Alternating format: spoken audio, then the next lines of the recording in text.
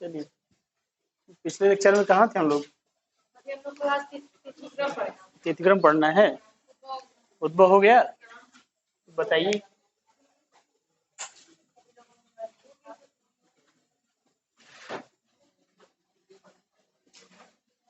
बताइए कौन कौन सी हेडिंग थी जो हमें पढ़ना था इसमें टॉपिक।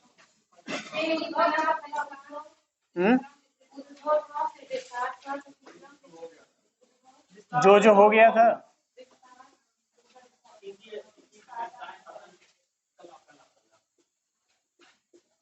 विस्तार,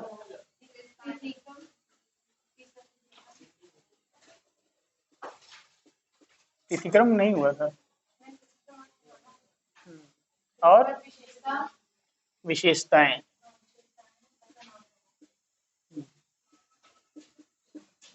विशेषताएं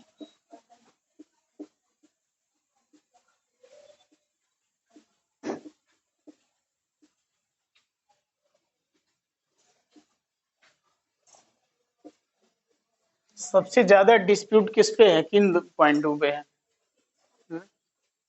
उद्भव पे भी है, तिथिक्रम पे भी है और पतन पे भी है। तीन पे बहुत डिस्प्यूट है। ठीक है, उद्भव में आप लोगों ने देखा था, एक पहले समराइज कर लिया जाए। उद्भव में क्या देखा था आपने? एक तो आपका इतिहास लेखन से जुड़ा हुआ है, मार्टिमर व्हीलर, गार्डन चाइल्ड, ये लोग क्या करेंगे, भारत को श्रेय नहीं देंगे किसी सभ्यता का, वो अपने आप को ही सभ्य मानेंगे, सबसे प्राचीन मानेंगे। इसीलिए वो क्या कहते हैं कि हड़प्पा सभ्यता कहाँ का उपनिवेश था? मेसोपोटामिया का। ठीक है, यानी उद्भव में भी एक विदेशी उद्भव का और एक देशी का। तो विदेशी में क्या था? मेसोपोटामिया। ठीक है, कि सुमेरियन सभ्यता, ये लोग मानते हैं कि मेसोपोटामिया से लोग आए और भारत में एक नगरीय सभ्यता को जन्म दे दिया, क्योंकि ये भारत की पहली नगरीय सभ्यता थी। इसके पहले क्या अंग्रेज मानते थे कि वैदिक सभ्यता ही भारत की प्राचीनतम सभ्यता है। लेकिन जब 1921 में दयाराम साहनी ने हड़प्पा को खोजा और एक सभ्यता प्रकाश में आई, तो ये पता चला भारत की प्राचीनतम सभ्यता कौन सी है? वैदिक सभ्यता नहीं है, बल्कि हड़प्पा सभ्यता है। ठीक है, लेकिन अब पूछा जाता है कि इनसे क्या, आपने किस आधार पर कहा? तो उन्होंने कहा भाई देखिए, दोनों नगरीय सभ्यताएं हैं और भारत में इसके पहले लेखन कला का ज्ञान नहीं था। मेसोपोटामिया के लोग आए और उनको लिपि का ज्ञान, तो उन्होंने लेखन कला सिखाई। तो लेखन, एक लिपि यहाँ भी थी, एक लिपि वहां भी थी, यहाँ भी नगर थे, वहां भी नगर थे, तो समानता बता दिया इन्होंने। तो लेकिन एक दो समानताओं के आधार पर हम नहीं कह सकते ना कि मेसोपोटामिया के लोग सभ्यता के जनक थे, क्योंकि असमानताएं अधिक हैं। अब वहां मैक्सिमम कच्ची ईंटों का प्रयोग हुआ है, तो हड़प्पा में पक्की ईंटों का प्रयोग हुआ है ना। और वहां पे मंदिर जैसे स्ट्रक्चर प्राप्त हुए हैं, वहां पे मंदिर जैसे स्ट्रक्चर प्राप्त हुए हैं, जिसे जिगुरत कहा जाता था। क्या कहा जाता था? मतलब वहां पे मंदिर नुमा स्ट्रक्चर प्राप्त हुए हैं। लेकिन आप हड़प्पा सभ्यता में कहीं नहीं देखेंगे, मंदिरों का साक्ष्य हड़प्पा में कहीं नहीं प्राप्त हुआ है। स्नानागार मिले हैं मोहनजोदड़ो से, ऐसा माना जाता है, उसका धार्मिक महत्व, लेकिन किसी भी मंदिर का साक्ष्य नहीं मिला है, जबकि वहां मेसोपोटामिया में है, ऐसे स्ट्रक्चर पाए गए हैं। तो ये विभिन्नताएं क्या बताती हैं कि मेसोपोटामिया के लोग हड़प्पा सभ्यता के जनक नहीं थे। ठीक है, ये सभ्यता क्या थी? यहीं से स्थानीय ग्रामीण संस्कृतियों से धीरे धीरे, जैसे आज गांव शहर में परिणत होते हैं, वैसे ही उत्तर पश्चिम की ग्रामीण संस्कृतियों से धीरे धीरे हड़प्पा जैसी नगरीय सभ्यता का उदय हुआ। ठीक है, ये आपको कंक्लूजन में लिखना है। यानी अगर आपसे क्वेश्चन पूछा जाए कि हड़प्पा सभ्यता के उद्भव में आपका क्या मानना है, क्या विदेशी उद्भव था या फिर देशी, तो आप क्या कहेंगे? देशी उद्भव। ठीक है, विदेशी उद्भव क्यों खारिज करेंगे आप? क्योंकि इतिहास लेखन साम्राज्यवादी था, वो कभी भी ये नहीं चाहेंगे कि भारत को कोई श्रेय दिया जाए, इसीलिए मेसोपोटामिया को श्रेय दे देते हैं। लेकिन ऐसा नहीं था, ये सभ्यता भारत की अपनी सभ्यता थी, कहीं बाहर से नहीं आई थी। इस सभ्यता के जनक कहीं बाहर के लोग नहीं थे। ठीक है, ये तो आपका हो गया उद्भव। विस्तार आपने देखा ही था, मैंने बताया था कि जितनी भी इसकी समकालीन, चाहे चीन की सभ्यता रही हो, चाहे मेसोपोटामिया की रही हो, ठीक है, कोई भी सभ्यता रही हो, इतना ज्यादा एक्सपेंशन किसी का नहीं था। 13,12,99,600 वर्ग, मतलब 13 लाख वर्ग किलोमीटर, कोई ऐसी सभ्यता नहीं थी प्राचीन समय में इतनी विस्तृत सभ्यता। कहा जाता है कि ये चीन की सभ्यता, सुमेरिया सभ्यता, मेसोपोटामिया उससे दुगने क्षेत्रफल में थी, डबल एरिया था इसका। ठीक है, विस्तार इसका कहाँ कहाँ है बताया गया था, 7 राज्यों में था, 7 राज्य थे भारत के, 7 था ना वो, अभी तो पढ़ाया गया था, भूलिए मत। 7 राज्य थे, पाकिस्तान के 3 प्रांत थे। बोलिए कहाँ पे शिवलिंग प्राप्त हुआ है? तो यज्ञ वेदी पाए जाने से थोड़ी ना होता है कि मंदिर वहां थे। यज्ञ वेदी तो एक धार्मिक अनुष्ठान हो गया ना, उनका धार्मिक विश्वास हो गया। ऐसे तो मोहरों पे एक स्त्री, उसके पेट से पेड़ निकला हुआ दिखाई दिया एक मोहर पे, तो ये माना जाता है कि मात्र सत्तात्मक सत्ता रही होगी, क्योंकि मिट्टी की जो नारी मूर्तियां ज्यादा प्राप्त हुई हैं, इसीलिए वैदिक सभ्यता क्या है, पितृ सत्तात्मक है, और हड़प्पा को मात्र सत्तात्मक कहा जाता है। लेकिन चूंकि हमारे पास रिटन एविडेंस नहीं है ना, तो हमें जो खुदाई में चीजें पाई गई हैं उसी के आधार पर तो अनुमान लगाते हैं कि ऐसा रहा होगा। ठीक है। अब पुरोहित वर्ग, अब जाहिर सी बात है कि मोहनजोदड़ो से बहुत बड़ा स्नानागार पाया गया है। जैसे आप ये गड्ढा देख रहे हैं ना, ये स्ट्रक्चर जो देख रहे हैं स्कूल का, ऐसे ही सेम है। यहाँ पे ऐसे तालाब बना होता था, उतरने के लिए सीढ़ियां बनी हुई थी और पीछे कमरे थे। ये माना जाता है कि पुरोहित आवास रहा होगा, और स्नान का धार्मिक महत्व था, जैसा आज भी लोग कुंभ नहाने जाते हैं, है ना, गंगा, उसी तरह उस समय भी धार्मिक विश्वास था। तो केवल हम एक अनुमान लगाते हैं जो खुदाई में चीजें प्राप्त हुई हैं। अब जैसे एक जगह एक ऐसी मुहर मिली है मोहनजोदड़ो से, उसमें क्या है कि एक पुरुष है, साल ओढ़े हुए है, ध्यान की मुद्रा में। ठीक है, आंख ऐसे ध्यान नहीं होता है जो लोग ध्यान करते हैं, योग। अब योग आप मनाते हैं 21 जून को, तो योग भी कहाँ है? योग भी हड़प्पा सभ्यता से है। ठीक है, योग ऐसा नहीं कि योग का इतिहास आप योग दर्शन से लीजिए, हड़प्पा में भी एक योगी की मूर्ति मिली है मोहनजोदड़ो से। ठीक है, उसमें क्या है, वो ध्यान की मुद्रा में है, और एक तरफ उनके भैंसा गैंडा है, एक तरफ 2 जानवर और है, नीचे हिरन है, वो अपना ध्यान मग्न है, ऐसा खुदाई मिला है। तो इस मूर्ति से पता चलता है ना कहीं ना कहीं उनको ध्यान का या योग का ज्ञान था। तो एक अनुमान हम लगाते हैं खुदाई में मिली चीजों से, उसकी विशेषताएं भी जब हम पढ़ेंगे तो हम अनुमान के आधार पर ही बताएंगे। जो चीजें मिली हैं विभिन्न पुरास्थलों से, उसके आधार पर हम बताएंगे क्या विशेषताएं थी, और पतन को भी हम उसी आधार पर देखेंगे, वो भी उसी आधार पर देखेंगे। ठीक है, तो विस्तार क्या था, पाकिस्तान में भी था, 3 प्रांतों में, पाकिस्तान, सिंध और बलूचिस्तान में। अफगानिस्तान में भी 2 स्थल पाए गए हैं, मुंडी घाट और शोरतुगुई। ठीक है, तो विस्तार हम लोग देख चुके थे। अब हमें क्या देखना है, तिथिक्रम। तो जैसे इसका उद्भव विवादास्पद है, वैसे ही तिथिक्रम में भी बहुत सारे मत हैं। जैसे एक है फादर हेरॉल्स, क्या नाम है,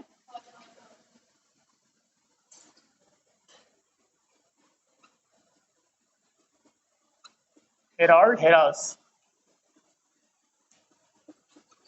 ये कहते हैं हमने नक्षत्रों के आधार पर गणना की है और 5600 ईसा पूर्व है। कितना है, ये बताते हैं कि नक्षत्र हमने देखा है, नक्षत्रों के आधार पर गणना की है, और क्या है, 5600 ईसा पूर्व। मार्टिमर व्हीलर जो मेसोपोटामिया के बताते हैं, वो कहते हैं इसकी जो वो 2500 से लेकर 1500, लिखते जाइएगा, 25 से लेकर 1500 ईसा पूर्व। कौन बताता है, व्हीलर, या व्हीलर लिख लीजिए, खाली पूरा नाम लिखने की जरूरत नहीं है, व्हीलर। 2500 से 1500। फादर हेराल्स क्या बताते हैं, 5600। फिर जॉन मार्शल, एक विद्वान थे जॉन मार्शल,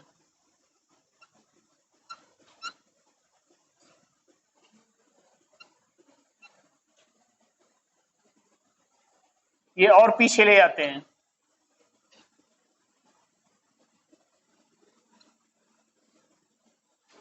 फिर जॉन मार्शल के बाद अर्नेस्ट मैके,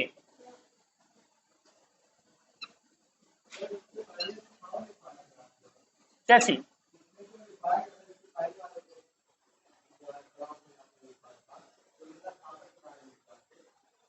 वो हमने क्रम बताया था कि कैसे ग्रामीण से कैसे शहरी सभ्यता में परिवर्तित थी, उसका 3 स्टेज था। वो आपको मेंस के लिए बताया गया था कि अगर पूछा जाए उद्भव में तो आप क्या कहेंगे, स्थानीय ग्रामीण संस्कृतियों से उत्तर पश्चिम की धीरे धीरे हड़प्पा जैसी नगरी सभ्यता का उद्भव हुआ। उसमें भी कई चरण थे, जैसे पहले कई गांव छोटे छोटे, फिर बड़े बड़े गांव, फिर हल का प्रयोग, फिर अवशेष उत्पादन, फिर व्यापार वाणिज्य, फिर शहर का विकास। तो क्रमशः हुआ ना प्राक हड़प्पा, प्राक हड़प्पा मतलब हड़प्पा से पहले की स्टेज, फिर विकसित हड़प्पा, फिर उत्तर हड़प्पा। प्रारंभिक वही प्रारंभिक या प्राक कहिए, हड़प्पा सभ्यता की पहले की चीज। तो पहले क्या था, एकाएक नगरी नहीं हुई सभ्यता ना, सभ्यता कोई एकाएक नगरी तो होगी नहीं। हाँ वही मैं कहना चाह रहा हूँ, मैंने उस स्टेज में कहा था। आज आपने तिथिक्रम देख रहे हैं, आप तिथिक्रम मतलब कि इस पर डिस्प्यूट क्यों है तिथियों को लेकर। जैसे किसी ने नक्षत्र के आधार पर बताया, इसे अपना अपना दृष्टिकोण लोग रखे ना। जैसे व्हीलर बहुत बड़ा पुराविद था, इसने आर्य आक्रमण के आधार पर 2500 ये मानता है कि 1500 में आर्य आ गए तो हड़प्पा सभ्यता नष्ट हो गई। इंद्र को कहता है पुरंदर। ऐसा नहीं है कि व्हीलर, जब आप पतन पढ़ेंगे तो व्हीलर ने एविडेंस दिया है कि मोहनजोदड़ो से 38 नरकंकाल पाए गए खुदाई में जिस पर चोट के निशान है। तो ये कहता है कि आर्यों ने आक्रमण किया और सबको खत्म कर दिया। कौन कहेगा? व्हीलर कहेगा। क्यों कहेगा? क्योंकि यूरोपी श्रेष्ठता दिखाएगा यहाँ भी कि आर्य बाहर से आए, मध्य एशिया से आए और यहाँ पे इसको हरा के अपनी सभ्यता बना ली, इनका नाश कर दिया। ठीक है, किसका? हड़प्पा का पतन में। कौन कहेगा? व्हीलर। कि मोहनजोदड़ो से 38 नरकंकाल प्राप्त हुए और उस पर चोट के निशान है, इससे पता चलता है कि आर्यों ने सभ्यता को नष्ट कर दिया। और साहित्यिक साक्ष्य भी है, वो कहता है ऋग्वेद में इंद्र को पुरंदर कहा गया है। पुरंदर मतलब क्या? पूर्व मतलब होता है दुर्ग, फोर्ट। तो हड़प्पा सभ्यता के मैक्सिमम नगरों में क्या है? हड़प्पा सभ्यता के जो मैक्सिमम नगर हैं उसमें दो भागों में बटे हैं, पश्चिम और पूर्व। पश्चिम में क्या है? बड़े बड़े दुर्ग हैं, बड़े बड़े दुर्ग हैं। लेकिन पूर्व में क्या है? शहर हैं, शहर। यानी यहाँ पे माना जाता है शासक वर्ग के लोग थे, जन सामान्य लोग थे। ठीक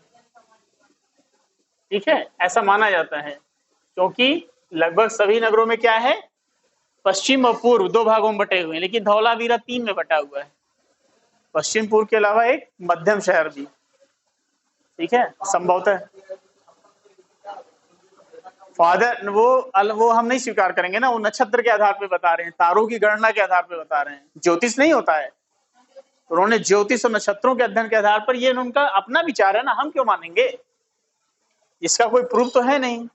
व्हीलर भी कह रहे हैं आर्य आक्रमण से जोड़ के देख रहे हैं 2500 से 1500, तो ये व्यू है ना। अभी तो वैज्ञानिक जो कार्बन 14 होता है वो अलग बता रहा है। कार्बन 14 बताता है इसमें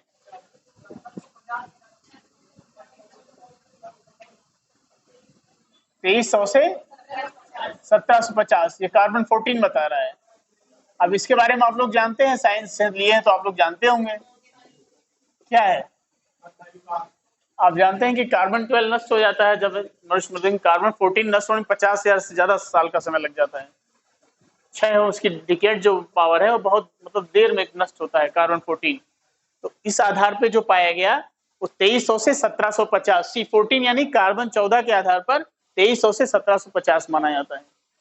हालांकि देखिए, क्योंकि इसमें कोई रिटन एविडेंस नहीं है, तो अगर खुदाई में कुछ और मिल गया जिसमें और प्राचीन चली गई तो हम नहीं कह सकते। जैसे हरियाणा में भिराना एक स्थान है, अभी जल्दी की बात है, 1-2 साल पहले की, वहां पे खुदाई की गई और वहां से जो कार्बन 14 लिया वो 8000 ईसा पूर्व जा रहा है। कैसे कर सकते हैं? एग्जैक्ट डेट नहीं बताया जा सकता ना, तो आप उद्भव भी हम अनुमान लगा रहे हैं कि इस तरह से हुआ होगा। कार्बन 18 तो एग्जैक्ट बता ही रहा है जो उस समय के पुरास्थल प्राप्त हुए। लेकिन अब जब नए नए कभी, जैसे मान लीजिए आर्कियोलॉजी क्या होता है, कोई किसान गया खेत में खुदाई कर रहा था, कोई चीज टकराई, वो भाग गया, उसको लगा क्या चीज मिल गया, तो पता चला बहुत सारे सिक्के मिल गए, उस पर कुछ लिखा है तो हम एक अलग सभ्यता के बारे में जान जाते हैं। तो ऐसे अकस्मात खोजें होती है ना आर्कियोलॉजी की। तब ये आर्कियोलॉजी डिपार्टमेंट है, वो जाता है खोज करता है। 2 प्रकार के उत्खनन होते हैं, मैंने बताया था, वर्टिकल और हॉरिजॉन्टल। वर्टिकल क्या है? वर्टिकल इस तरह होता है परपेंडिकुलर, उसमें आप केवल डेट के बारे में पता कर पाते हैं, तिथिक्रम पता चलता है। लेकिन जो हॉरिजॉन्टल होता है उसमें पूरा डिटेल जानकारी मिलती है कि कैसे लोग रहते थे, कैसे क्या था, क्योंकि वो गहरी खुदाई होती है, लेकिन उसमें पैसा बहुत व्यय होता है, पैसा बहुत लगता है, इसलिए ज्यादातर ऊर्ध्वाधर उत्खनन ही हुआ है। और यही कारण है कि हड़प्पा सभ्यता में बहुत ज्यादा डिस्प्यूट है, क्योंकि ज्यादातर का ऊर्ध्वाधर ही हुआ है, क्षैतिज उत्खनन बहुत कम का हुआ है। जैसे हड़प्पा का हो गया, मोहनजोदड़ो का, बाकी स्थलों का नहीं हो। बहुत सारे स्थल हैं। आप क्या सोच रहे हैं कि हड़प्पा सभ्यता में 4 स्थल हैं? 1400 हैं, 28 तो मान लीजिए, 1400 एक मतलब एक अनुमान लगा जाता है कि 14 से ज्यादा स्थल हैं, 1400 से, जिसमें से 900 करीब कहाँ है? इंडिया में है, 500 से अधिक पाकिस्तान में है। अनुमान है ना, एक अनुमान मतलब एक 1400 1500 मान लीजिए, तो उसमें हम कैसे एक एक स्थल को याद रखेंगे? क्या संभव नहीं है। तो उसमें जो मेन नगर जो सिटी में आते हैं, जो मेन जहाँ ज्यादा कुछ साक्ष्य मिला है वो 5-6 हैं, जैसे मोहनजोदड़ो, हड़प्पा, चनहुदड़ो, धौलावीरा, लोथल, राखीगढ़ी। तो हाँ, तो वो हमें देखना है, उन चीजों को हमें देखना है। ठीक है, तो तिथिक्रम में क्या था? हेरोल्ड हेरास ने कहा 5600 ईसा पूर्व। व्हीलर ने क्या कहा? 2500 से 1500। जॉन मार्शल ने क्या कहा? 3250 से 2750। कार्बन डेटिंग क्या कहती है? 2300 से 1750। मैके ने क्या कहा? 2800 से 2500। ज्यादा मत लिखे, जैसे मान लीजिए कभी आपसे क्वेश्चन पूछ लिया, जीएस स्तर पर मेंस में ही पूछ लिया कि हड़प्पा सभ्यता के तीर्थक्रम के बारे में विभिन्न विद्वानों के मतों का विश्लेषण कीजिए, क्या इसकी एग्जैक्ट तीर्थक्रम बताई जा सकती है? एग्जैक्ट नहीं बताई जा सकती है। ठीक है, हाँ, आप माने इसी को मानेंगे, भले ये मत सारे हैं, लेकिन उस समय के हिसाब से हमें इसे ही मानना पड़ेगा। लेकिन भविष्य में कोई और कार्बन 14 का ऐसा आ गया कि जो उसे और पुराना ले जाए, जैसे हरियाणा के भिर्राना में, तो और अध्ययन की आवश्यकता है इस पे। मतलब हड़प्पा सभ्यता आप ना कहिए कि हम पढ़ चुके हैं, ना मैं कह सकता हूँ ना आप कह सकते हैं, इसमें अभी भी रिसर्च जारी है। राखीगढ़ी में अभी भी उत्खनन हो रहा है, तभी तो पता चला। नहीं, पहले लोग क्या मानते थे? पुरानी किताबों में लिखा था कि धौलावीरा हड़प्पा सभ्यता का सबसे बड़ा स्थल है, लेकिन अब क्या हुआ? राखीगढ़ी हो गया। तो इसी तरह पूरा स्थल को एग्जैक्ट मान के नहीं चलता, पुरातात्विक स्रोत जो होते हैं एग्जैक्ट मानकर नहीं चलते। खुदाई में कोई और चीज मिल जाए तो, अब जैसे प्रागैतिहासिक काल हम लोग पढ़ रहे थे, तो भारत में, अफ्रीका में सबसे पहले मानव अवशेष पाए गए। भारत में कोई मानव खोपड़ी नहीं मिली, मिली तो मध्य पाषाण काल में नर्मदा घाटी से। तो अभी तक सबसे प्राचीन वो माना जाता है। लेकिन अगर कोई ऐसा मिल गया तो हम क्या करेंगे? ये नहीं कहेंगे ना कि उसको हटा देंगे। जैसे चावल का था, पहले माना जाता था कि कोल्डीवा एक स्थान इलाहाबाद में, वो चावल का प्राचीनतम है। लेकिन अब संत कबीर नगर, आपका पड़ोसी जिला, उसमें पता चला कि लहुरा दो एक स्थल है जो उससे ही प्राचीन है। पहले मेहरगढ़ माना जाता था कोल्डीवा, लेकिन अब लहुरा देव माना जाता है। तो पुरातत्व कोई एग्जैक्ट मांग के नहीं चलता है। कोई नई चीज खोजी गई तो वैसे ही मत बदल जाएंगे। अभी लिपि पढ़ ले हड़प्पा सभ्यता का तो पता चल जाएगा ना किसने इसको खोजा। लेकिन इस पे प्रयास किया जा रहा है, अभी सफलता किसी को मिल नहीं पाई है। ठीक है, उसका कारण क्या है? कि द्विभाषी कोई नहीं मिला है, पिक्टोग्राफिक है। पिक्टोग्राफिक है ना, चित्राक्षर है, तो चित्र को कैसे पढ़ेंगे आप? नहीं पढ़ पाएंगे। और मेसोपोटामियम क्या था? कि दो भाषी था, किलात्मक लिपि थी, जोड़ के लोग पढ़ लिए। यहाँ पे नहीं पढ़ पाए क्योंकि द्विभाषी कोई लिपि नहीं मिला यहाँ पे, केवल पिक्टोग्राफिक मिला है, वो भी इस तरह है कुछ। हाँ, ऐसे ऐसे कुछ है लिपि ऐसे। अभी क्या है को कौन जानता है क्या लिखा है? कुछ नहीं जानता आदमी, अनुमान लगाएंगे आप कि हाँ कुछ है, आप बस अनुमान ही तो लगाएंगे।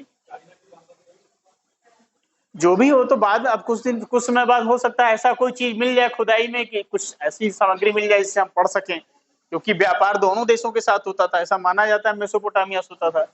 हो सकता है यहाँ की चीजों को उन्होंने समझा हो, मेसोपोटामियम को ऐसी चीज मिल जाए कि फिर हम इनसे पढ़ सकें। या ऐसा माना जाता है कि सभ्यता दक्षिण, सुदूर दक्षिण में नहीं थी, हो सकता है दक्षिण भारत में भी गया हो, कुछ ऐसा चीज मिल जाए। तो मत बदल जाते हैं। ठीक है, साहित्य में तो आप नहीं, लेकिन पुरातत्व में तो आप बदल सकते हैं ना। कोई ऐसी चीज मिल जाएगी तो क्या करेंगे?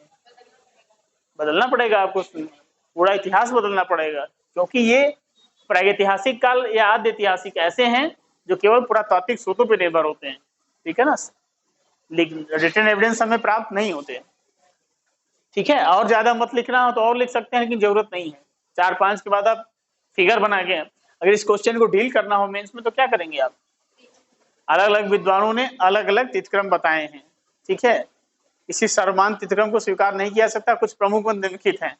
उसका एरो बना के तुरंत तुरंत लिख दीजिए, और फिर निष्कर्ष में कार्बन 14 को लिखिए, और लिखिए हरियाणा के भिर्राना से अभी खुदाई में तिथि को 8000 ईसा पूर्व ले गया। तो इस तरह में और अनुसंधान की आवश्यकता है, एग्जैक्ट तिथिक्रम नहीं बताया जा सकता। ठीक, ये आपको लिखना पड़ेगा कंक्लूजन। चलिए, विस्तार हो गया ना। अब क्या देखना है? विशेषताएं। बताइए, हड़प्पा सभ्यता की सबसे बड़ी विशेषता क्या थी? हाँ, तो नगरीय सभ्यता, तो नगर के बारे में पहले पढ़ना पड़ेगा। पहली विशेषता यही हो गई कि नहीं हो गई? ये लिखा आप लोगों ने? चलिए, तो पहली विशेषता क्या हो गई? नगरीय सभ्यता। तो विशेषताएं तो बहुत हैं, एक एक करके हमें देखना पड़ेगा।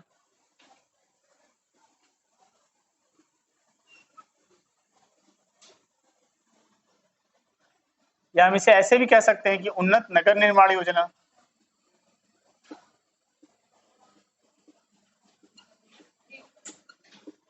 हाँ, ये सब जो भी पॉइंट हो रहे सब इसी में आएंगे।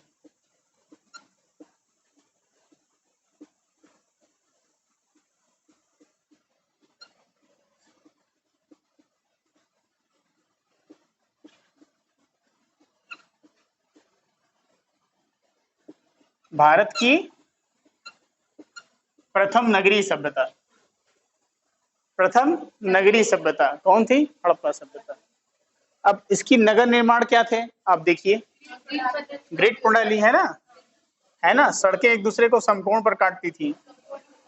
ये चीज मेसोपोटामिया में नहीं मिला है। ये चीज ग्रिड प्रणाली जो है वो मेसोपोटामिया में नहीं मिली है। ये चौराहा टाइप का नहीं होता है, आज भी तो होता है ना? तो यहाँ मिला है हड़प्पा सभ्यता में, लेकिन मेसोपोटामिया में ऐसा नहीं मिला है। तो हम कैसे कैसे मेसोपोटामिया के लोग जनक थे? इस चीज का ज्ञान उन्हें भी तो होना चाहिए था, उन्हें नहीं था इस चीज का ज्ञान। सड़कें इतनी व्यवस्थित नहीं थी उनकी। तो नगर निर्माण योजना, तो नगर निर्माण क्या थे आप पहले वो भी देखिए। सबसे पहले आप क्या लिखेंगे इसमें कि नगर दो भागों में बटे हुए थे, पश्चिम में दुर्ग और पूर्व में निचला शहर। तो पश्चिम में कौन रहता था? दुर्ग में जाहिर सी बात है बड़े लोग, शासक लोग रहते रहे होंगे। और नगर में कौन रहता है? जनसामान्य, जो भी हो, तमाम लोग हो सकते हैं, व्यापारी हो सकते हैं, श्रमिक हो सकते हैं, विद्वान हो सकते हैं, पुरोहित हो सकते हैं, कुछ भी हो सकते हैं। नगर में तो बहुत लोग रहते हैं भाई, आपके आसपास मकानों में बहुत लोग रहते हैं ना, है कि नहीं? तो सबसे पहली विशेषता क्या है नगर निर्माण योजना में? अधिकांश नगर क्या है? दो भागों में बटे हुए हैं। कौन कौन से? देखते हैं इसकी विशेषताओं में। पश्चिम में क्या है? नगर निर्माण में पहले आप लिखेंगे पश्चिम में क्या है? दुर्ग है। पूर्व में क्या है?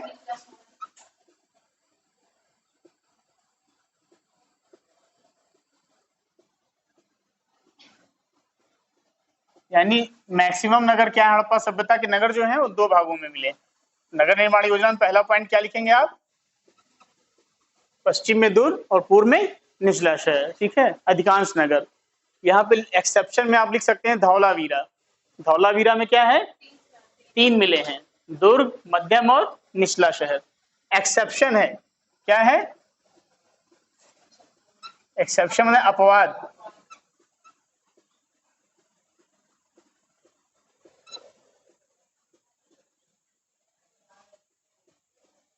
ये धौलावीरा है कहाँ?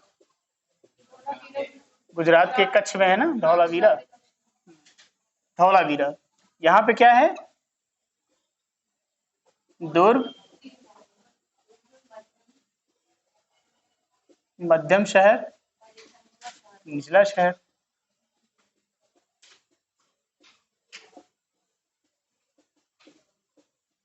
अब इससे क्या पता चलता है? हो सकता है मध्यम वर्ग रहता हो, मध्यम में व्यापारी रहता हो और निचले में और उससे नीचे के लोग रहते हो। एक अनुमान लगाया जाएगा ना कि तीन स्ट्रक्चर क्यों प्राप्त हुआ। नहीं, अपवाद मतलब धौलावीरा है। अधिकांश नगर क्या है? पश्चिम और पूर्व दो भागों में बटे हुए हैं। पश्चिम में क्या है? दुर्ग है, और पूर्व में क्या है? नगर है। लेकिन धौलावीरा में क्या है? दुर्ग, मध्यम और निचला, तीन भागों में बटा हुआ ये शहर। ठीक है, धौलावीरा। यहाँ से आपको स्टेडियम का भी साक्ष्य मिलता है, खेलने वाला स्टेडियम धौलावीरा से। या उन्नत जल प्रबंधन, इसका ड्रेनेज सिस्टम बहुत अच्छा था धौलावीरा में। ठीक है, अब देखिए अधिकांश नगरों में क्या था? सड़कें जो थी, सड़कें क्या थी? एक दूसरे को ग्रिड प्रणाली पर आधारित थी, समकोण पर काटते ही नगर को कई भागों में विभाजित करती थी। और सड़कों की क्या था? मकान कहाँ थे? किनारे बने होते थे। दरवाजे पीछे खुलते रहेंगे, मकान तो बनेगा ना सड़कों किनारे। दरवाजे खिड़कियां, उसका भी वैज्ञानिक रीजन था, यानी इन्होंने एनवायरनमेंट को ध्यान में रखकर निर्माण किया था। ठीक है,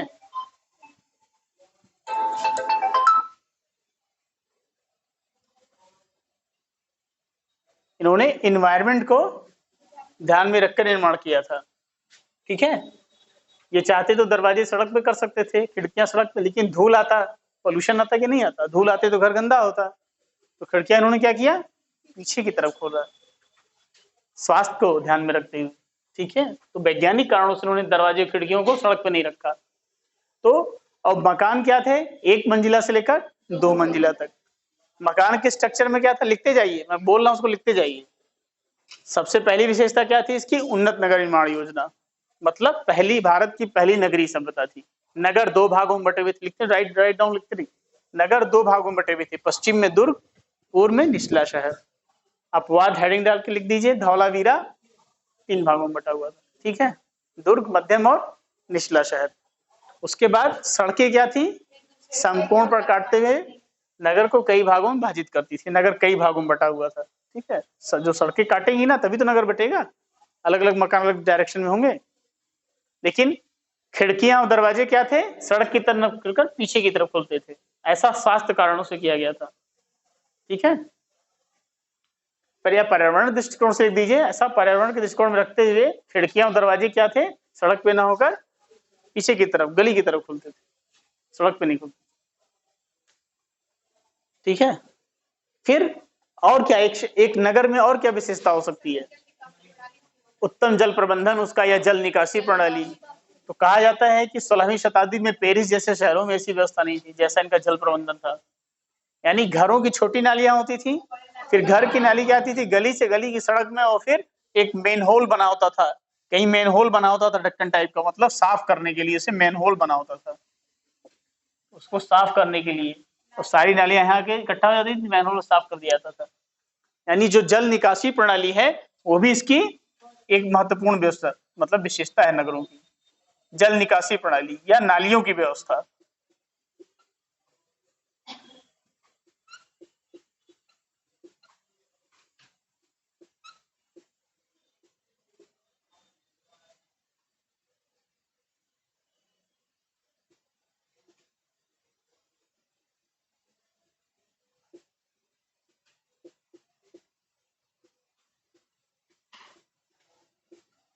मकान कैसे बने थे, पक्की ईंटों से।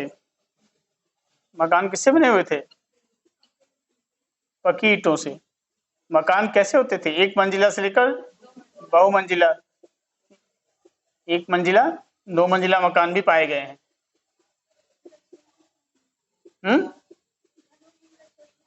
हाँ, हर घर में क्या देवी, एक भी विशेषता हुई नगर की, हर घर में क्या है, रसोई घर और स्नान घर पाया गया है।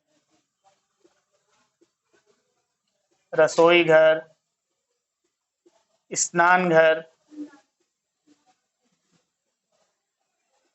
स्नान घर, रसोई घर, स्नान घर। अन्नागार तो उस नगर में पाएगा ना, घर में थोड़ी ना अन्नागार कोई रखेगा, घर में अन्नागार नहीं होगा ना।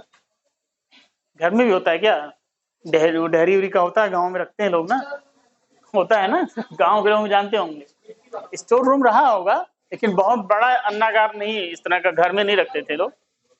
ठीक है, उसके लिए अलग स्ट्रक्चर था, अन्नागार जो था एक अलग स्ट्रक्चर थी। मोहनजोदड़ो में भी हड़प्पा भी पाया गया है, हड़प्पा भी 12 मिले हैं 6-6 की पंक्तियों में, लेकिन बड़ा कौन सा है, मोहनजोदड़ो का। मोहनजोदड़ो का अन्नागार जो है सबसे बड़ी स्ट्रक्चर है हड़प्पा सभ्यता की।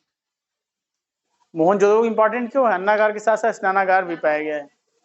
कहा जाता है 45 मीटर लंबाई है, 23 मीटर चौड़ाई है, और दोनों में उतरने के लिए जैसे सीढ़ियां हैं ना, सीढ़ियां बनी हुई थी नहाने के लिए, और पीछे कमरे होते थे, जैसे ये कमरे बने हुए हैं। तो एक बहुत, मार्शल ने इसको देखा, कहा कि ये आश्चर्यजनक, संसार का आश्चर्यजनक निर्माण है। किसको कहा, मोहनजोदड़ो के स्नानागार को। ठीक है, तो हर घर में क्या था, रसोई होती थी, स्नानघर होता था, शौचालय की व्यवस्था भी होती थी। ये सब क्या है, ये एक अलग, मतलब ये इतना, मतलब कैसा सोच लेते, मतलब उनके मन की कल्पना देखिए कि उनको ये मालूम था कि रसोई घर की जरूरत होगी। आज क्या है, आज आर्किटेक्ट क्या क्या करता है, उसी का पैसा लेता है, लेता है कि नहीं लेता है। अगर आप मकान बनवाते हैं तो उसका 25 से 30 हजार लेगा कि कैसे मकान बनेगा, आपका रसोई कहाँ रहेगा, वास्तुशास्त्र देखेगा, है कि नहीं, है ना आज भी। लेकिन उन लोगों को उस समय भी ज्ञान था कि कैसी जल निकासी होनी चाहिए, खिड़कियां कहाँ होनी चाहिए, दरवाजे कहाँ होना चाहिए, कैसे नालियों को, छोटी नालियों को बड़ी नाली से जोड़ना है, बड़ी नाली को हाँ, आपस में कैसे कनेक्टेड करना है। तो ये वैज्ञानिक सभ्यता भी आप कह सकते हैं। नगरी के साथ साथ ये वैज्ञानिक सभ्यता भी थी। वैज्ञानिक आधार पर नगरों को बसाया गया था और किसी भी समकालीन सभ्यता में ऐसा नहीं था। इस तरह की व्यवस्था किसी भी समकालीन व्यवस्था में नहीं था। आपसे कभी कभी मेंस में पूछा है ये क्वेश्चन कि हड़प्पा सभ्यता के नगर निर्माण योजना पर प्रकाश डालिए, या नगर निर्माण उसकी सबसे अद्भुत विशेषता क्यों है। तो आपको ये सब पॉइंट याद आने चाहिए, तब आप अच्छे से लिख लेंगे। कुछ स्टेटमेंट डाल दीजिए तो और आपके क्वेश्चन और अच्छे हो जाएंगे आंसर। जैसे मार्शल ने कहा कि मोहनजोदड़ो का जो ये स्नानागार है संसार का सबसे आश्चर्यजनक इमारत है। इस तरह के आप कोटेशन जब डालते हैं तो आपका आंसर क्या है, औरों से एकदम डिफरेंट हो जाता है। या फिर स्ट्रक्चर वाइज आप बना सकते हैं, ग्रिड प्रणाली को दिखा सकते हैं, इस तरह के सड़कों का बता सकते हैं, या नीचे लिख सकते हैं समकोण पर आधारित ग्रिड प्रणाली पर मकान। तो ये आपको क्वेश्चन को दूसरे से अलग कर देंगे। दूसरा क्या लिखेगा, केवल फैक्ट लिखेगा और आप मैप के साथ लिखेंगे। तो ज्यादा अंतर होता नहीं है। जो टॉपर्स होते हैं और जो सामान्य कापियां होती हैं, अंतर नहीं होता है। मैटर जो ये है उनको भी मालूम है, आपको भी मालूम है, बस प्रेजेंटेशन का तरीका अलग हो जाता है। प्रस्तुतिकरण का तरीका ही आपको दूसरे से अलग कर देगा, आपकी कॉपी को अन्य से अलग कर देगा। ठीक है, चलिए बताइए दूसरी कांस्युगीन सभ्यता, भारत की पहली कांस्युगीन सभ्यता। ये भारत की क्या है, पहली कांस्युगीन सभ्यता या काशी की सभ्यता।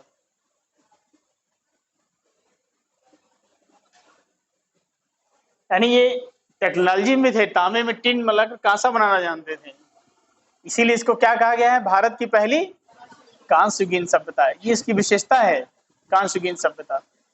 उन्नत नगर निर्माण, फिर कांस्युगीन सभ्यता, फिर नदी घाटी सभ्यता। इसकी एक विशेषता ये भी है, नदी घाटी सभ्यता। क्यों कहते हैं नदी घाटी सभ्यता, मैक्सिमम स्थल नदियों के किनारे पाए गए हैं। जैसे मोहनजोदड़ो सिंधु नदी के, हड़प्पा रावी पे, रोपड़ सतलज पे, मांडा चिनाब पे, आलमगीरपुर हिंडन पे, ठीक है, कालीबंगा सरस्वती पे जो अब अदृश्य हो गई है, कालीबंगा सरस्वती नदी के तट पर, लोथल भोगवा पे है कि नहीं, रंगपुर मादर नदी पे, प्रवरा पे गोदावरी की सहायक। तो मैक्सिमम स्थल क्या है, नदियों के किनारे पाए गए हैं। इसीलिए जब जॉन मार्शल और व्हीलर ने कहा कि बाढ़ के कारण भी सभ्यता का नष्ट हुआ होगा, तो एक मान्य मत मतलब एक माना जाता है कि हो सकता है बाढ़ से ही सभ्यता नष्ट हुई। लेकिन ये प्रश्न उठता है कि जो नदियों किनारे नहीं थे वो कैसे नष्ट हो गए। ये भी तो प्रश्न उठता है कि ऐसे स्थल जो नदियों किनारे नहीं थे वो कैसे नष्ट हो गए। तो किसी ने कहा मलेरिया बीमारी से, किसी ने कहा आग से नष्ट हो गए। तो जैसा इसका उद्भव बहुत विवादग्रस्त है, वैसे ही इसका तिथिक्रम और पतन सब डिस्प्यूटेड है। केवल विशेषताओं पे हम थोड़ा बहुत जान सकते हैं, वो भी जो खुदाई में चीजें पाई गई उससे। नदी घाटी सभ्यता, फिर आप क्या कह सकते हैं, मात्र सत्तात्मक, ये भी विशेषता हो गई। हम इसके फीचर्स तो देख रहे हैं क्या क्या विशेषताएं हैं। तो आप ऐसे भी बोल सकते हैं, जो जो पढ़ाएगा उसी के आधार पे आप बोल सकते हैं। चौथा क्या हो जाएगा, मात्र, उधर से जरा वो ये ले आइए, उधर से लेते हैं।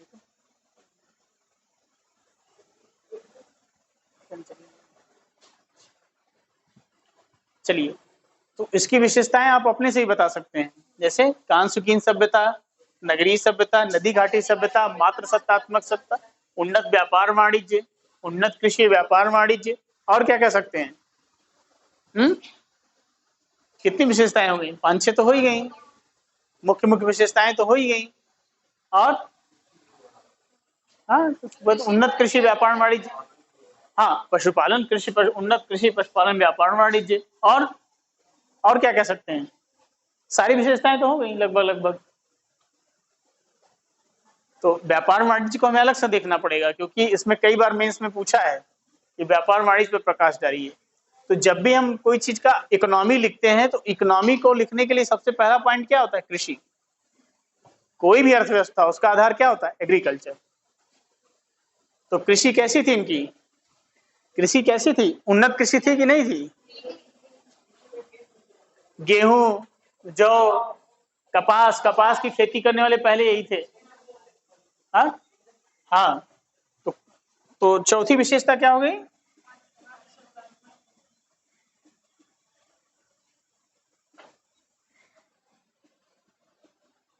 कैसे मात्र सत्तात्मक? आपसे पूछेगा कैसे, तो आप क्या बोलेंगे? नारी मृण मूर्तियां ज्यादा प्राप्त हुई हैं। जो मिट्टी की नारी मृण मूर्तियां हैं वो ज्यादा प्राप्त हुई हैं। मृण मूर्ति मतलब मिट्टी की मूर्तियां, ये मैक्सिमम मिली हैं, ज्यादा मिली हैं, तो इसीलिए कहा जाता है मात्र सत्तात्मक। ठीक है। उन्नत नगर निर्माण, कांस्ययुगीन नदी घाटी सभ्यता, मात्र सत्तात्मक, फिर उन्नत व्यापार वाणिज्य।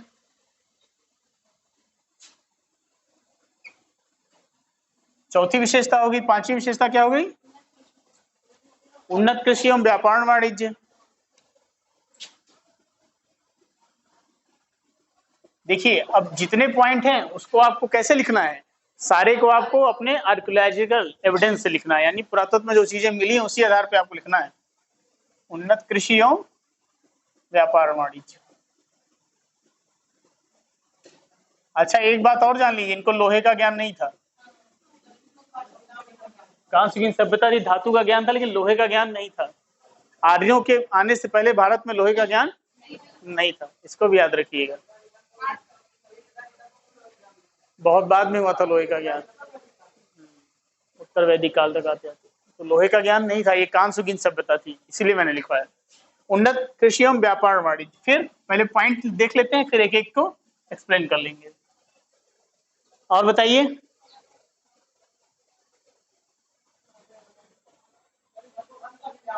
हम्म, हाँ सही है, ये भी है, मृदभांड भी इनका। तो कला भी इनकी, उन्नत कला भी एक विशेषता हो सकती है। तो कला पॉइंट हम अलग से देखेंगे ना, जिसमें वास्तुकला आ जाएगा, इनके भवन निर्माण कला, मोहर निर्माण कला आ जाएगा, मृदभांड, मोहन निर्माण, वास्तुकला, और क्या आएगा? चित्रकला इनकी। चित्रकला का साक्ष्य कैसे है? किसी पे पीपल का चित्र है, किसी पे स्वास्तिक का है।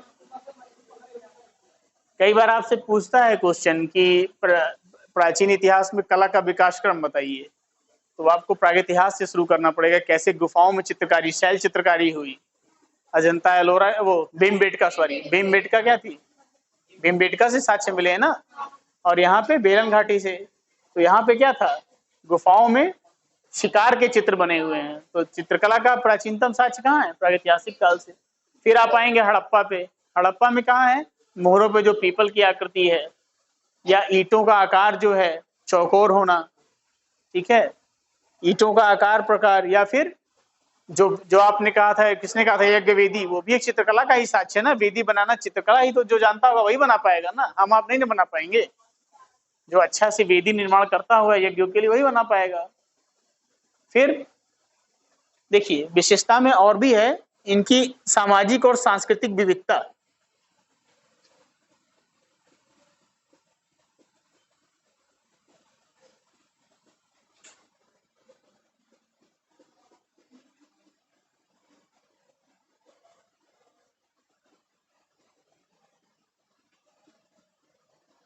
सामाजिक विविधता है, समाज में अलग अलग तरीके के लोग, जैसे कोई विद्वान भी रहा होगा, कोई व्यापारी भी रहा होगा, क्योंकि व्यापार वाणिज्य ये माना जाता है कि समाज में वैश्य वर्ग की या फिर व्यापारी वर्ग की वर्ण व्यवस्था तो थी नहीं। तो ये माना जाता है कि समाज में, क्योंकि जिस हिसाब से व्यापारिक वस्तुएं ज्यादा मिली हैं और हथियार बहुत कम मिले हैं, जैसे तलवार वलवार नहीं मिला है बहुत ज्यादा, यानी बहुत शांतिप्रिय लोग थे। और शांतिप्रिय कौन होता है? व्यापारी।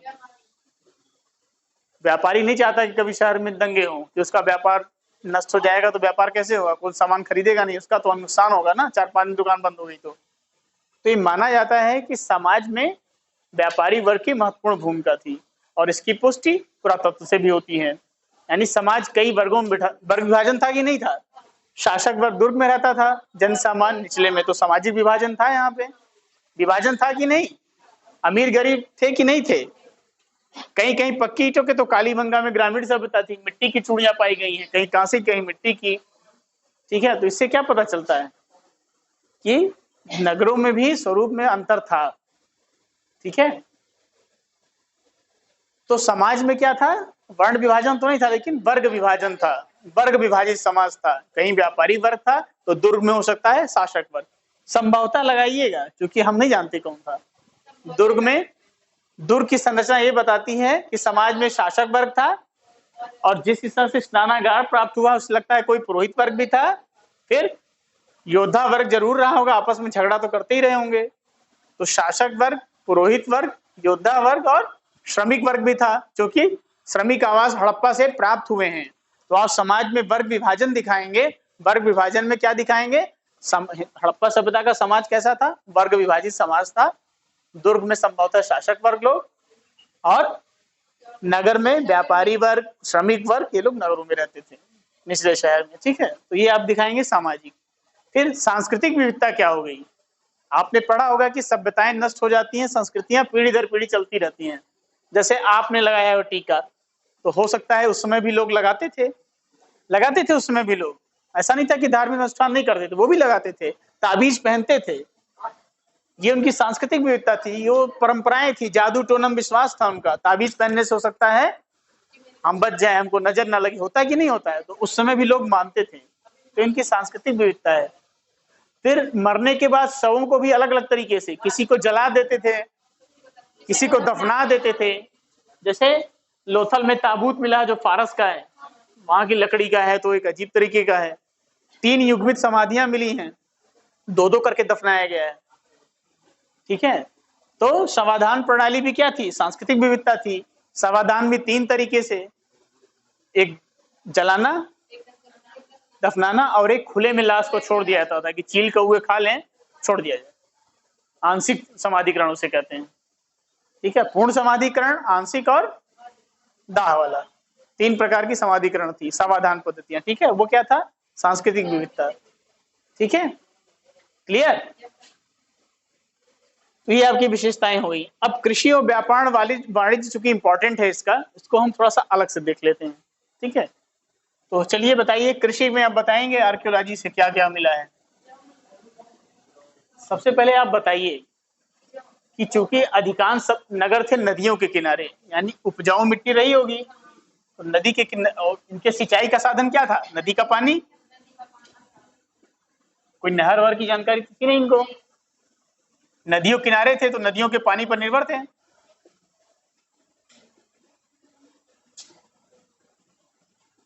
फिर बनावली से हल मिला है कि नहीं,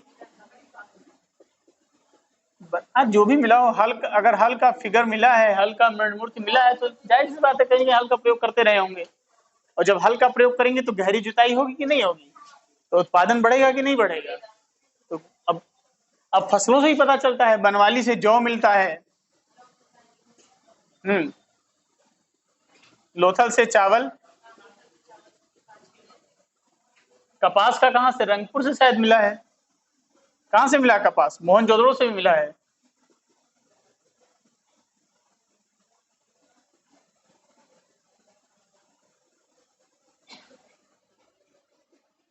कपास का, गेहूं का भी कहां से मिला है, मेहरगढ़ से।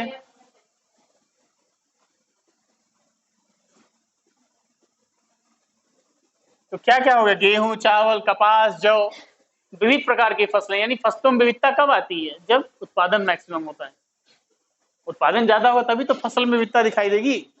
तो गेहूं, चावल, जौ, कपास, ऐसी फसलों को उगाया करते थे।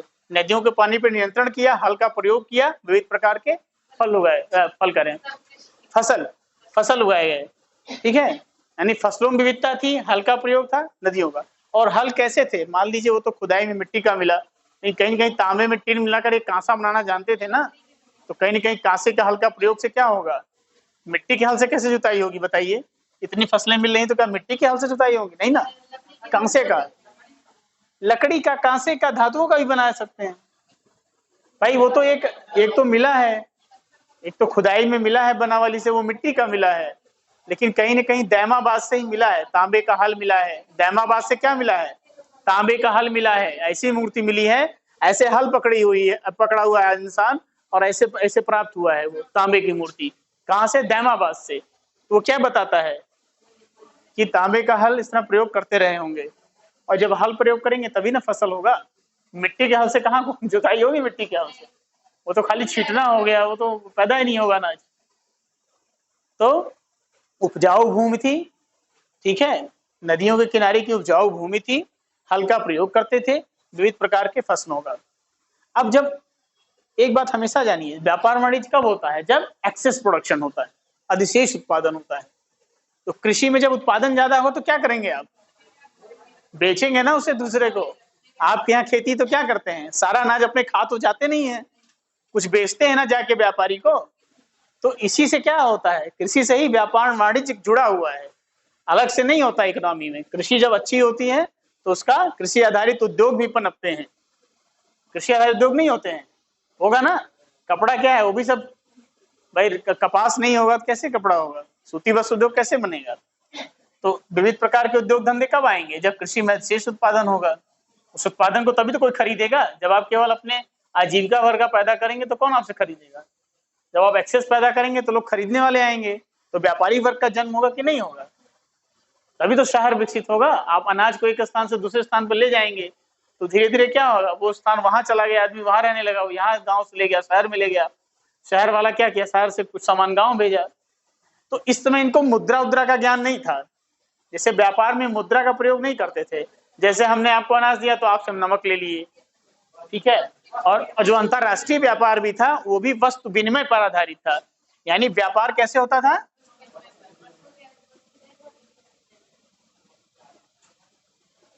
एक्सचेंज प्रणाली थी।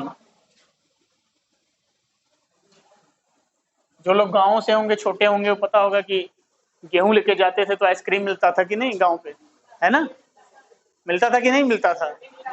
हाँ, अभी तो पता नहीं, लेकिन ऐसा होता था। तो उसी तरह था कि हमने कुछ आपको दिया तो आपसे कुछ लिया, ठीक है। तो ये वस्तु विनिमय इसी को कहते हैं। जैसे अब हड़प्पा को हमने लकड़ी भेज दी, अरे सॉरी, मेसोपोटामिया को हमने लकड़ी भेज दी, कुछ कीमती पत्थर भेज दिए, कुछ कपड़े भेज दिए। भाई कपास मिलेगा, कपास से वस्त्र बनाना जानते थे यहाँ के लोग। वस्त्र उद्योग यहाँ का प्रमुख उद्योग था। कोई भी सभ्यता हो एंशिएंट में, उसका सबसे प्रमुख उद्योग क्या था? वस्त्र उद्योग। और आज भी भारत का बहुत इंपॉर्टेंट उद्योग क्या है? वस्त्र उद्योग। डिमांड रहती है वस्त्रों की। ठीक है, हो गया होगा अब लेटेस्ट में। लेकिन अभी भी क्या है, एंशिएंट समय में, चाहे गुप्त काल हो, चाहे मौर्य काल हो, चाहे हड़प्पा काल हो, सूती वस्त्र क्या है? ये सबसे इंपॉर्टेंट था वस्त्र, ठीक है। तो वस्त्र उद्योग क्या होता है? सबसे इंपॉर्टेंट था उस समय भी। तो क्या हुआ, यहाँ के कपड़े ले गए मेसोपोटामिया वाले, तो वहां से फारस की मुहर आई, ठीक है। अब हमको यहाँ चांदी का ज्ञान नहीं था, तो चांदी हम वहां से मंगाते थे, चांदी का हम आयात करते थे, सोना भी मंगाते थे बाहर से। लेकिन तांबा कहाँ मिलता था? खेतड़ी से। तांबा कहाँ मिलता था? जो कच्ची जो आयात हम करते थे, तांबा खेतड़ी से मंगाते थे। खेतड़ी कहाँ है? राजस्थान। टीन कहाँ से मंगाते थे? ईरान से। सोना कहाँ से? वही ईरान, अफगानिस्तान।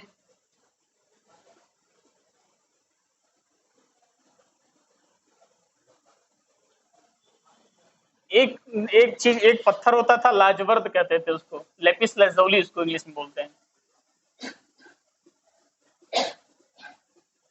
लाजवर्द, ये बदख्शां से मंगाया था। बदख्शां कहाँ था? मध्य एशिया में। लाजवर्द मड़ी या लेपिस लाजौली बोलते थे, ये बदख्शां से। तांबा खेतड़ी से, टीन ईरान से, सोना ईरान अफगानिस्तान से। तो अब देखिए, समाज में जब हम सामाजिक विविधता पढ़ रहे थे तो स्त्री पुरुष यहाँ दोनों आभूषण पाए गए हैं। सोने के आभूषण क्या था? स्त्री पहनती थी और पुरुषों भी पहनते थे। हड़प्पा सभ्यता में समाज में स्त्री भी और पुरुष दोनों आभूषण पहनते थे। कैसे इसका साक्ष्य मिला है? चनहुदड़ों से। मनके बनाने का, लिपस्टिक का, काजल का, इस सब का कारखाना कहाँ से मिला है? चनहुदड़ों से। चनहुदड़ो कहाँ है? सिंध में है, ठीक है। तो व्यापार में हम पहले क्या देखेंगे? उन्नत कृषि व्यापार। पहले कृषि देखा हमने, फिर कृषि में क्या हुआ? अधिशेष उत्पादन हुआ। अब उसको रखने के लिए हमें सामान, बर्तन की जरूरत पड़ी, तो मृदभांड उद्योग यानी मिट्टी का जो बर्तन है उसके बनाने का उद्योग विकसित हुआ। कपास से सूती वस्त्र उद्योग डेवलप हुआ कि नहीं हुआ? अनाजों का व्यापार, उसकी मंडी डेवलप हुई होगी, पक्का है। बैलगाड़ी से लोग सामान को एक स्थान से दूसरे स्थान पर ले जाते थे। नदियों के रास्ते स्थलीय व्यापार जो होता था वो किससे होता था? स्थल जो व्यापार था यानी जमीन का व्यापार, वो बैलगाड़ियों के माध्यम से सामान एक स्थान से दूसरे स्थान पर। और जल मार्ग से क्या था? नावों के द्वारा। आपको लोथल बंदरगाह पता ही है, लोथल से फारस की मुहर भी मिली हुई है, ठीक है। एक ममी भी मिली हुई है, ममी मिस्र से, वहां एक ममी पाई गई खुदाई। मम्मी नहीं समझते हैं? पट्टी उट्टी कई मूवी तो देखते ही होंगे आप लोग तो, है ना, बहुत बार पिक्चरें आती हैं हॉलीवुड की, उसमें है नहीं, जाते हैं पूरा मम्मी वाला रहते हैं, भूत टाइप के। हाँ हाँ, तो मम्मी मतलब लपेट उपेट के मुंह लगा के रख दिया था, दफनाया, ऐसे छोड़ दिया था किसी। हाँ, पुतले टाइप के। तो वैसा ही पुतला कहाँ से मिला है? लोथल से। तो ये बाह्य व्यापार की पुष्टि कर रहा है ना। और दूसरी चीज, वहां के अभिलेखों में, वहां के मेसोपोटामिया के राजा के अभिलेखों में व्यापार का प्रमाण मिलता है। मेलुहा का उल्लेख हुआ है। किसका? मेसोपोटामिया के अभिलेखों में मेलुहा का उल्लेख हुआ है। और ये मेलुहा की पहचान मोहनजोदड़ो से की जाती है। मेलुहा, मेलुहा मतलब सिंधु घाटी के लिए, यानी वहां के अभिलेखों में इसका उल्लेख मिला है कि भारत के साथ व्यापार होता था, उसका नाम क्या था? मेलुहा। ठीक है। तो सबसे पहले हमें कैसे लिखना है कृषि व्यापार वाणिज्य को? पहले हम लिखेंगे कि उन्होंने नदियों के पानी का उपयोग सिंचाई के लिए किया, फिर हल का प्रयोग किया, और हल के प्रयोग से क्या हुआ?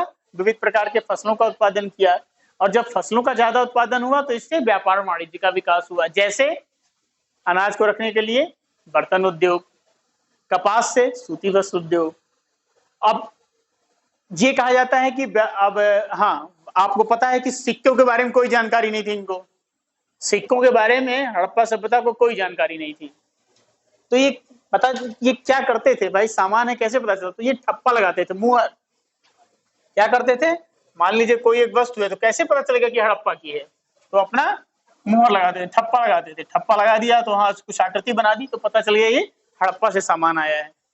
नदी मार्ग से नाव पे ले जाके सामान वहां पहुंचाते थे, तो कैसे पहुंचाते थे? वहां ठप्पा लगा रहता, तो वो समझ जाते थे कि हाँ यहाँ की। लेकिन सिक्कों का ज्ञान नहीं था। माप तौल की प्रणाली थी, व्यापार में मापना तौलना भी तो आता है। बहुत व्यवहारिक होकर सोचिए, व्यापार में क्या क्या चीजें आती है, सब समझ जाएंगे। जब कभी सामान लेने जाते हैं तो तराजू वाला तौल के देता है ना, चीनी आधा किलो चाहिए कि नहीं चाहिए? क्या तो उस समय भी था। कहाँ से मिला है? लोथल से तराजू। अब आपको कैसे लिखना है? आप लिखिए कि माप तौल में दशमलव प्रणाली से परिचित थे, दशमलव प्रणाली का इन्हें ज्ञान था। ठीक है। फीट, क्यूबिट, इस सबसे भी ये परिचित थे, यानी माप तौल की इन्हें जानकारी थी। कैसे थी? प्रमाण क्या है? लोथल से हाथी दांत का बना तराजू प्राप्त हुआ है। एक ऐसा स्केल भी मिला है, जिसपे एक स्केल भी मिला है जिसके माप के पैमाने हैं। जो पटरी आप देखते हैं ना, एक स्केल भी मिला है। कहां से? लोथल से ही मिला है, लोथल से ही मिला है। तराजू मिला है, स्केल मिला है।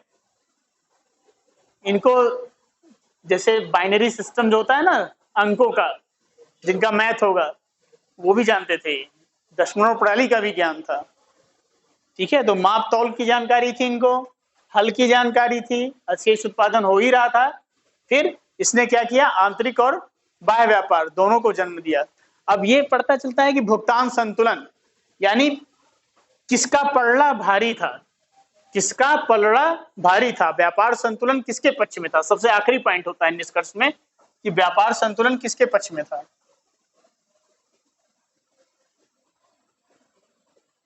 बताइए, किसके पक्ष में था व्यापार संतुलन? हड़प्पा सभ्यता के पक्ष में। कैसे? पुरातात्विक स्रोत। भाई इनकी नगर निर्माण योजना उतनी अच्छी थी ही नहीं मेसोपोटामिया की। अगर बहुत ज्यादा ये लाभ कमाते तो बहुत अच्छी व्यवस्थाएं नहीं होती, लेकिन हड़प्पा में थी व्यवस्थाएं अच्छी। तो ये क्या बताता है? इसकी उन्नत नगर निर्माण योजना, इसकी जल निकासी प्रणाली, इसका पर्यावरणीय वैज्ञानिक सभ्यता होना, ये दर्शाता है कि भुगतान संतुलन हड़प्पा के पक्ष में था। कपड़ों की डिमांड थी सूती वस्त्र की, उनकी उतनी वस्तुएं नहीं मिली हैं जितनी हमारी वहां मिली हैं। भाई व्यापार को कैसे बताते हैं, जैसे चाइना से क्या है, भुगतान संतुलन हमारा नेगेटिव है। नेगेटिव मतलब हम बहुत कम करते हैं। अगर मान लीजिए भारत चीन के बीच व्यापार हो रहा है तो क्या स्थिति है इस समय? मान के चलिए, एक अनुमान बता रहे हैं हम कि अगर भारत 20 अरब डॉलर का निर्यात करता है चीन को, भारत अगर 20 अरब डॉलर का करता है तो चीन कितना करता है? 60 अरब डॉलर का। यानी व्यापार संतुलन किसके पक्ष में है? भाई आयात निर्यात के आधार पर बताते हैं। वैसे ही हड़प्पा सभ्यता में क्या था? व्यापार संतुलन हड़प्पा के पक्ष में था। कैसे? उसकी वस्तुएं सूती वस्त्र, हाथी दांत की बनी वस्तुएं, लकड़ी, ये सब क्या था? हड़प्पा सभ्यता से जा रहा है। लेकिन वहां से क्या आ रहा है? खाली कुछ मुहर, मेसोपोटामिया की मुहर मिल गई, कुछ एक मम्मी मिल गया, कुछ खिलौना इस तरह का मिल गया। इस आधार पर बताया जाता है कि हड़प्पा सभ्यता क्या थी? व्यापार संतुलन में ज्यादा डेवलप थी, निर्यात ज्यादा था, आयात कम था। इसी आधार पे हम आज भी करते हैं भारत चीन का। ठीक उसी समय वो ऐसा भी था। ठीक है, तो व्यापार संतुलन इसके पक्ष में था। अब इसको हम पॉइंट बना दें जिससे आपको दिक्कत ना हो लिखने में। इसको हम पॉइंट बना देते हैं जिससे आप कभी अगर क्वेश्चन आए तो आप अच्छे से लिख सकें। पॉइंट खाली याद रखिए, पॉइंट याद रहेगा तो आप क्वेश्चन लिख ले जाएंगे। तो व्यापार वाणिज्य में क्या लिखेंगे सबसे पहले बताइए? पहले कृषि को लिखिए।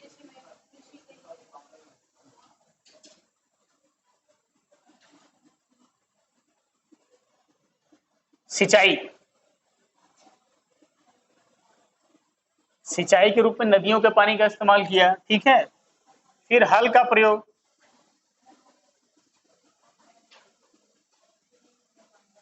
हल का प्रयोग, फिर अधिशेष उत्पादन,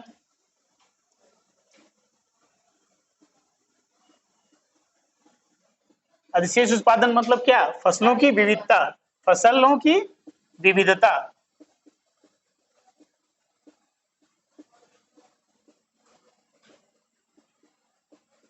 जैसे गेहूं भी है, चावल भी है, जौ भी है, कपास भी है। फसलों की विविधता है कि नहीं आई?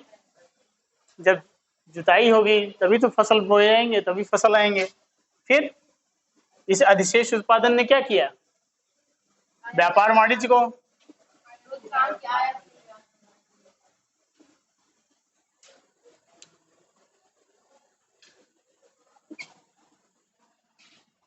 इस अधिशेष उत्पादन ने क्या किया?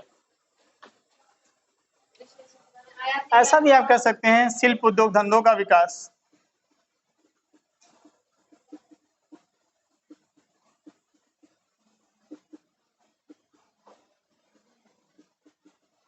कैसे? कांसे की मूर्तियों का निर्माण कब हुआ? भारत में मूर्ति कला का जन्म किसने किया? हड़प्पा ने। यानी कांस्य शिल्पकारी, कांसे की बनी वस्तुएं, कांस्य उद्योग हुआ कि नहीं हुआ? कांसे की बनी वस्तुएं बनाई जाने लगी ना। फिर मृदभांड, हाँ वही मिट्टी के बर्तन। और फिर ईट, पकी ईटों का प्रयोग, क्या? ईट उद्योग। भाई ईट बनाने का उद्योग नहीं होगा, ईट निर्माण हो गया, वस्त्र उद्योग हो गया। हाँ, तो ये सब जितने भी आभूषण उद्योग सब लिख लीजिए, सब आएंगे।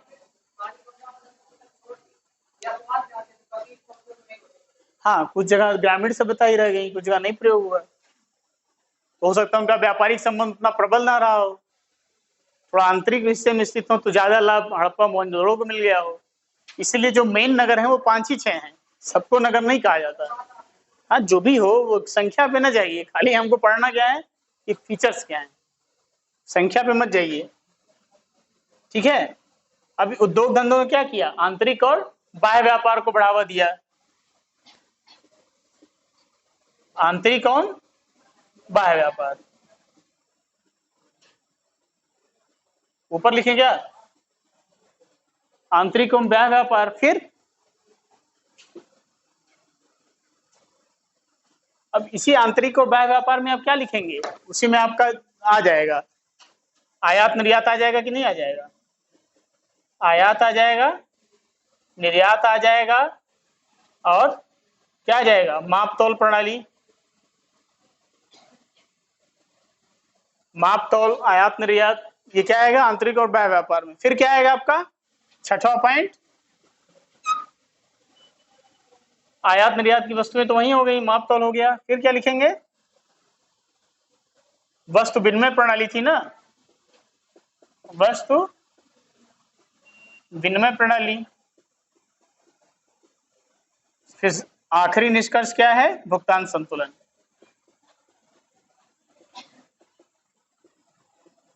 किसके पक्ष में था? हड़प्पा सभ्यता के पक्ष में।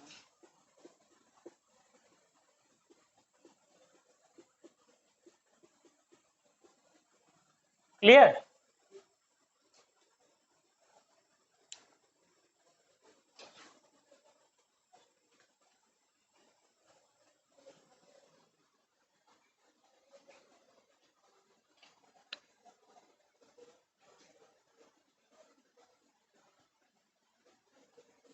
तो विशेषताओं में जो मेंस में आपसे पूछा गया है वो मुख्यतः नगर निर्माण पूछा गया है, कृषि व्यापार वाणिज्य पूछा गया है। दो चीजें ज्यादा पूछी गई हैं, या फिर आपका उद्भव पूछा गया है, या फिर पतन, या फिर तिथिक्रम। ठीक है, इसलिए देखिए इस तरह से कोई नहीं पढ़ा, इस तरह से लोग कम बचते हैं लोग पढ़ाने से। लोग क्या करेंगे, ज्यादा से ज्यादा आपको स्थल रटवाएंगे, 1400 में 1000 रटवाने की कोशिश करेंगे, उसका कोई मतलब नहीं है, उसका कोई मतलब नहीं है। आपको क्या करना है, केवल हेडिंग से देखना है, उद्भव, विस्तार, तिथिक्रम, विशेषताएं, पतन और कला। ठीक, विशेषताएं हमने देख लिया। विशेषताएं कौन कौन सी हैं, चलिए गिनिए मेरे साथ। पहला नदी घाटी सभ्यता, दूसरा कांस्यहीन सभ्यता, तीसरी नगरीय सभ्यता, चौथा मातृसत्तात्मक, सामाजिक सांस्कृतिक विविधता, उन्नत कृषि एवं व्यापार वाणिज्य, ये इसकी विशेषताएं होंगी। ठीक, फिर अब हमें क्या देखना है, पतन। क्या देखना है, पतन। तो उसको आप लोग नोट कर लिया ना, इसको भी नहीं नोट किया, नोट कर लीजिए। अब जैसे हमने उद्भव को देखा था ना, वैसे ही हमें पतन को भी देखना है। एक होगा अकस्मात पतन का सिद्धांत और एक क्या होगा, क्रमिक पतन का सिद्धांत। अकस्मात में क्या आएगा, आक्रमण से नष्ट हो गई सभ्यता। व्हीलर कहेंगे आर्यों ने आक्रमण किया और हड़प्पा सभ्यता नष्ट हो गई। अकस्मात में बाढ़ भी आएगी, जैसे मोहनजोदड़ो से मार्शल ने 7 बालू के स्तर प्राप्त किए, यानी बालू के चिन्ह पाए गए। इससे पता चला कि कई बार यहाँ बाढ़ आई, तो उन्होंने कहा कि मोहनजोदड़ो क्या है, बाढ़ से नष्ट हो गया। ठीक है, फिर ऐसा ही चनहुदड़ो में मैके ने पाया कि बालू के स्तर पाए गए, तो चनहुदड़ो क्या हुआ, सिंधु नदी की बाढ़ आई और नष्ट हो गया। तो आपका क्रमिक जो आपका अकस्मात पतन है उसमें क्या आएगा, बाढ़ आएगा, बाह्य आक्रमण आएगा, आर्यों का आक्रमण, भौतिक रासायनिक विस्फोट होगा।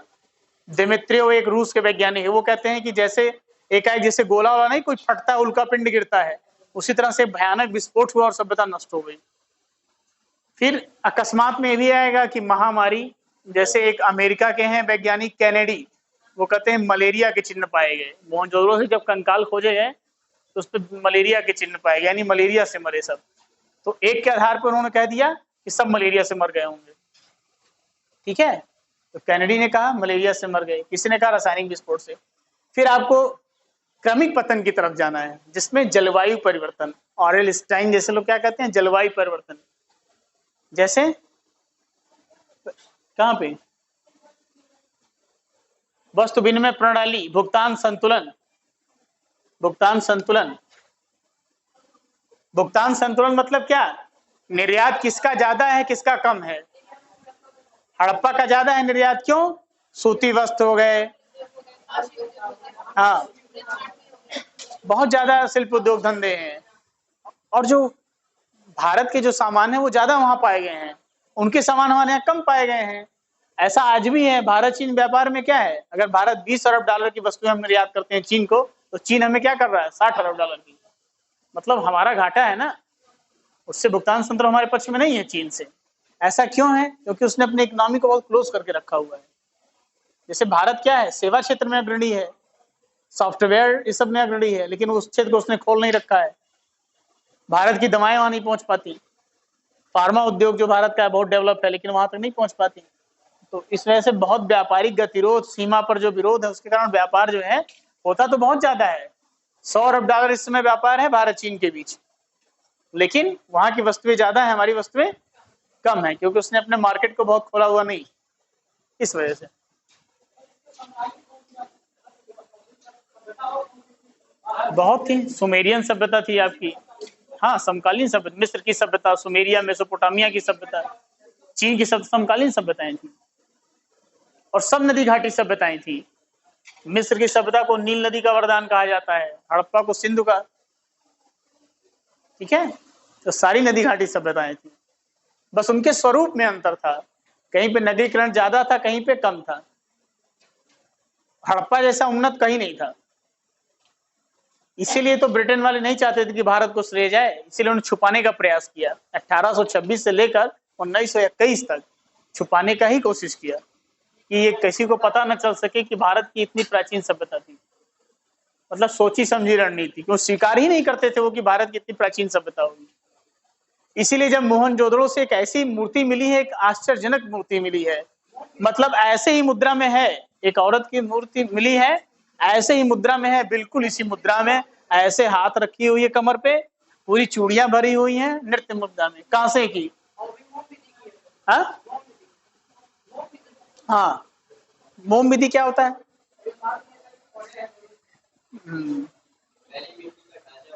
हाँ सही कह रहे हैं। पहले आपने देखा होगा जब कभी आपने दुर्गा पूजा ऐसे जो मूर्तियां जो बनाई जाती हैं, हाँ सांचे में ढालकर उसी तरह से लॉस्ट वैक्स जिसको बोलते हैं, द्रवीकरण विधि, गला कर बनाना, मिट्टी का जैसे ढांचा इन्होंने बताया ना, उसी तरीके से ढांचा बनाया था, उसमें भर दिया जाता है, उस तरीके का एक कुछ मेथड था।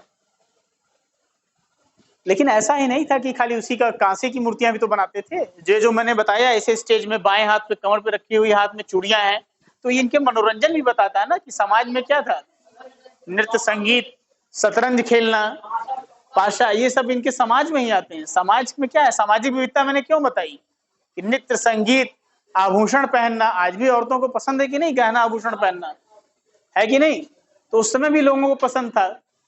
काजल उद्योग चनहुदड़ों से पाया गया, लिपस्टिक वाला, आभूषण उद्योग, सोने के कंगन पाए गए हैं, लो, हाँ कंघी भी पाई गई है, सही है, वो चनहुदड़ों से ही पाया गया है, वो एक तरह से समझिए श्रृंगार केंद्र ही है हड़प्पा का, चनहुदड़ो। कहाँ है चनहुदड़ो? पाकिस्तान में, सिंध में, हाँ सिंध नदी के तट पर चनहुदड़ो है। किसने उत्खनन कराया था? मैके ने। एक बार आपको लिखवा भी दूंगा मैं कि कौन कौन से पुरास्थल, किसने किसने क्या चीजें मिली, कौन खुदवाया, क्योंकि हो सकता है प्री में पूछता है ना कभी कभी, तो उस पर्पज से भी, ऐसा ना खाली मेंस पढ़ते रह जाए, प्री का भी थोड़ा सा आइडिया ना लगे, ठीक है। तो वो मैं लिखवा दूंगा कि किस पुरास्थल से क्या क्या सामान मिला, ठीक है। तो अगर समय हो तो क्वेश्चन लिख लिया जाए, चलिए।